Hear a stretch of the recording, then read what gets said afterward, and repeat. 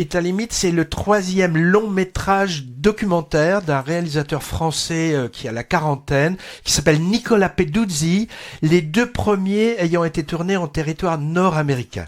Alors, dans un hôpital de la banlieue parisienne, la caméra suit un psychiatre visitant ses patients atteints de troubles mentaux, en grande fragilité médicale et également sociale, on le voit bien.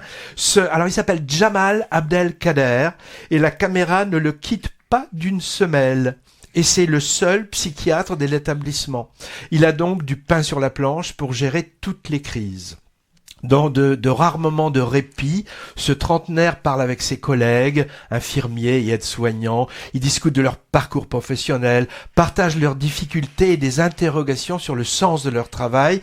On apprend par exemple qu'il a passé sa jeunesse avec l'hôpital comme terrain de jeu, parce que ses 2 parents, venus de Syrie, étaient médecins hospitaliers logés sur place. Ah oui, c'était pas des malades. Non. Donc il connaît très bien le milieu hospitalier depuis qu'il est tout jeune. Alors on a vraiment affaire à un saint laïque, impressionnant d'empathie, d'attention et de sens du dialogue apaisant face à des patients en détresse. À la fin, on a envie de l'embrasser pour ce qu'il fait et ce qu'il dit, en fait. C'est vraiment bouleversant d'humanité. On se dit que des personnages comme ça qui existent dans la vraie vie, c'est quand même beau. Alors, malgré les difficultés rencontrées, et des difficultés, il y en a, et elles sont pointées dans le film.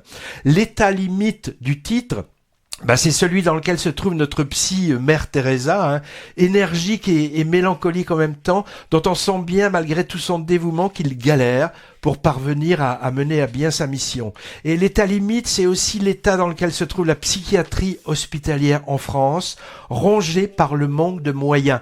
Alors moyens accordés par l'État, qui limite justement les fonds alloués à ces services. Donc ce titre État limite peut aussi s'entendre dans ce double ou triple sens. C'est un constat de délabrement qui est partagé par tous les spécialistes du domaine, aggravé paraît-il par la crise du Covid.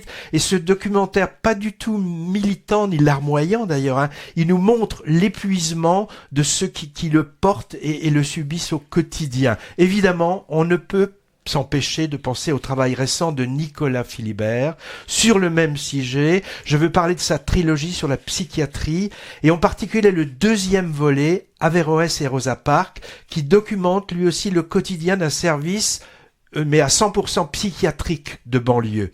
Alors il est encore à l'affiche en ce moment et j'ai dit tout le bien que j'en pensais lors d'une émission précédente. État limite est de la même veine, avec une caméra discrète et respectueuse. On est au plus proche des gens, dans l'intime, mais sans voyeurisme. Mais là où Nicolas Philibert s'intéresse surtout aux patients, tout en filmant aussi plusieurs intervenants médecins, Nicolas Peduzzi se concentre sur un seul thérapeute, acteur de cette tragédie qui est la folie entre guillemets, folie dont il montre bien que la prise en charge est négligée par les institutions. Alors c'est sûr, État limite, c'est pas le genre de film feel good du dimanche soir. Il fera sans doute moins d'entrée que Ducobu ou le film d'Artus, là, un petit truc en plus.